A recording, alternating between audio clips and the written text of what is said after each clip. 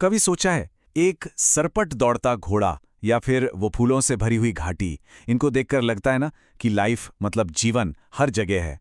पर यहीं से एक बहुत बेसिक सा सवाल उठता है, आखिर जिंदा होने का मतलब है क्या? तो चलिए इसी बात पर थोड़ा सोचते हैं। एक जिंदा इंसान और एक बेजान पत्थर, इन दोनों के बीच असली फर्क क्या है? सवाल सुनने में तो बड़ा सीधा साधा लगता है ना? लेकिन इसका जवाब उतना ही गहरा है। तो इस सफर में हम यही जानने वाले हैं, वो कौन सी खास बातें हैं, कौन सी प्रॉपर्टीज हैं, जिन्हें देखकर वैज्ञानिक कहते हैं कि हाँ, ये चीज जिंदा है और ये नहीं। आखिर वो कौन से गुण हैं जो लाइफ को लाइफ बनाते हैं। अच्छा, सबसे पहले दिमाग में क्या आता है? ग्रोथ, यानी बढ़ना। लगता है कि जो चीज बढ़ रही है वो जिंदा है। पर क्या ये बात पूरी तरह सच है? सोचिए, पहाड़ भी तो समय के साथ बड़े होते हैं, है ना? पर वो कैसे बढ़ते हैं? बाहर से, मतलब धूल मिट्टी जमा होने से। वहीं दूसरी तरफ कोई भी लिविंग ऑर्गेनिज्म वो अंदर से ग्रो करता है, सेल डिवीजन के जरिए। तो साफ है, सिर्फ ग्रोथ को लाइफ का डिफाइनिंग फीचर नहीं मान सकते। ठीक है, ग्रोथ नहीं तो फिर रिप्रोडक्शन, यानी अपनी नस्ल को आगे बढ़ाना, यह लाइफ का एक बहुत जरूरी हिस्सा है, इसमें कोई शक नहीं। लेकिन ये भी सब पर लागू नहीं होता। जैसे खच्चर को ले लीजिए, वो जिंदा तो है पर रिप्रोड्यूस नहीं कर सकता। और दूसरी तरफ एक फंगस को देखिए, वो तो लाखों स्पोर्स बनाकर फटाफट अपनी संख्या बढ़ा लेता है। तो रिप्रोडक्शन भी लाइफ की यूनिवर्सल डेफिनेशन नहीं बन सकता। तो फिर वो असली डिसाइसिव फीचर क्या है? वो है मेटाबॉलिज्म। ये एक फैंसी वर्ड है पर इसका मतलब सिंपल है। ये हमारे शरीर के अंदर होने वाले सारे केमिकल रिएक्शंस का टोटल सम है। मजे की बात यह है कि हर पौधे, जानवर, फंगस और माइक्रोब में यह होता ही होता है, पर किसी भी नॉन लिविंग चीज में नहीं। अब मिला एक पक्का क्लू। और एक और चीज है, चेतना, मतलब कॉन्शियसनेस। ये क्या है? ये अपने आसपास के माहौल को महसूस करने और उस पर रिएक्ट करने की एबिलिटी है। चाहे वो एक छोटा सा बैक्टीरिया हो या फिर हम इंसान, हर लिविंग बीइंग अपने आसपास को लेकर अवेयर होता है। उसे पता होता है कि आसपास क्या हो रहा है। तो असली बात यह है कि कोई एक चीज नहीं, बल्कि इन सब चीजों का कॉम्बिनेशन मिलकर लाइफ को डिफाइन करता है। लिविंग ऑर्गेनिजम्स में एक सेलुलर ऑर्गेनाइजेशन होता है, उनमें मेटाबॉलिज्म होता है। वो खुद को रेप्लिकेट, मतलब अपनी संख्या बढ़ा सकते हैं और सेल्फ रेगुलेट कर सकते हैं। और हाँ, वो बाहरी दुनिया के स्टिमुलाई पर रिस्पॉन्ड भी करते हैं। ये सब मिलकर बनता है जीवन। चलिए, तो अब हमें ये तो समझ आ गया कि जिंदा होने का मतलब क्या है। पर जरा अपने चारों तरफ नजर घुमाइए। लाइफ की इतनी अनबिलीवेबल डाइवर्सिटी है। दुनिया में अनगिनत तरह के जीव जंतु हैं, और यहीं से एक बहुत बड़ी चैलेंज सामने आती है कि इन सबको ऑर्गेनाइज कैसे किया जाए, कैसे समझा जाए। ये नंबर देखिए, 1.8 मिलियन, यानी 18 लाख।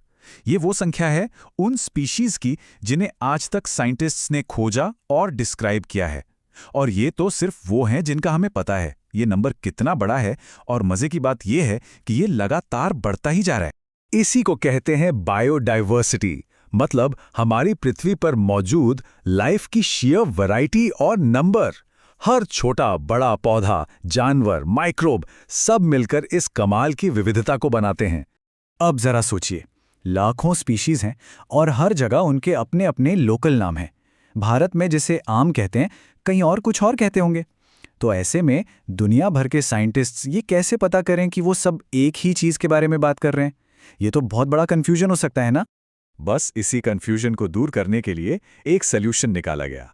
एक स्टैंडर्डाइज्ड नेमिंग सिस्टम बनाया गया। ये बिल्कुल ऐसा था जैसे साइंस के लिए एक यूनिवर्सल लैंग्वेज बना दी गई हो, ताकि पूरी दुनिया में कम्युनिकेशन क्लियर रहे, कोई कंफ्यूजन ना हो। और इस सिस्टम का नाम है बाइनोमियल नोमेनक्लेचर। इसे दिया था कैरोलस लिनियस ने। ये सिस्टम हर ऑर्गेनिज्म को दो हिस्सों वाला एक साइंटिफिक नाम देता है। और इसका सबसे बड़ा फायदा, इससे ये पक्का हो जाता है कि हर जीव का सिर्फ एक ही ऑफिशियल नाम है पूरी दुनिया में। चलिए, इसे आम के एग्जाम्पल से समझते हैं। आम का साइंटिफिक नाम है मैंगीफेरा इंडिका। अब इसके रूल्स देखिए। पहला शब्द मैंगीफेरा, ये है जीनस, और दूसरा इंडिका, ये है स्पेसिफिक एपिथेट। ये नाम ज्यादातर लैटिन से लिए जाते हैं और इन्हें इटैलिक्स में लिखा जाता है। एक और बात, जीनस का पहला लेटर हमेशा कैपिटल होता है और स्पेसिफिक एपिथेट का हमेशा स्मॉल। है ना सिंपल से रूल्स, पर हैं बड़े पावरफुल।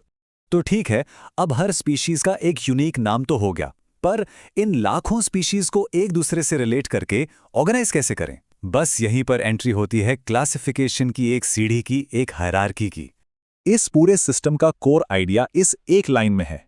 जैसे जैसे हम स्पीशीज से किंगडम की तरफ ऊपर जाते हैं, कॉमन कैरेक्टरिस्टिक्स कम होते जाते हैं।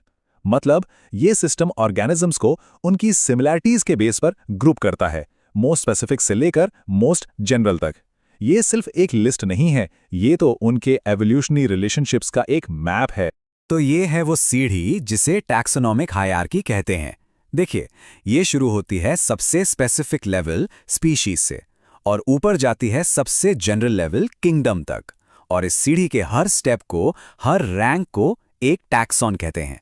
इसे समझने के लिए इंसान और आम का ये कंपैरिजन देखिए कितना मजेदार है। एकदम टॉप पर किंगडम लेवल पे ही दोनों अलग हो जाते हैं। एक है एनिमेलिया और दूसरा प्लांटाए। और फिर जैसे जैसे हम नीचे आते हैं स्पीशीज की तरफ, इनके रास्ते पूरी तरह अलग होते चले जाते हैं। ये दिखाता है कि इवोल्यूशन के रास्ते में ये दोनों एक दूसरे से कितना दूर हैं। ठीक है, ये पूरा सिस्टम सुनने में तो बड़ा शानदार है, पर असल में बायोलॉजिस्ट इतनी सारी इन्फॉर्मेशन को स्टडी और प्रिजर्व कैसे करते हैं? इसके लिए उनके पास अपने कुछ खास टूल्स होते हैं। एक तरह की बायोलॉजिस्ट टूल किट है, जिसे हम टैक्सोनॉमिकल एड्स कहते हैं। इस टूल किट में क्या क्या है? देखिए, हर्बेरियम है, जो सूखे हुए प्लांट स्पेसिमेंस की एक लाइब्रेरी की तरह है। फिर म्यूजियम है, जहां प्लांट्स और एनिमल्स के प्रिजर्व्ड स्पेसिमेंस रखे जाते हैं स्टडी के लिए।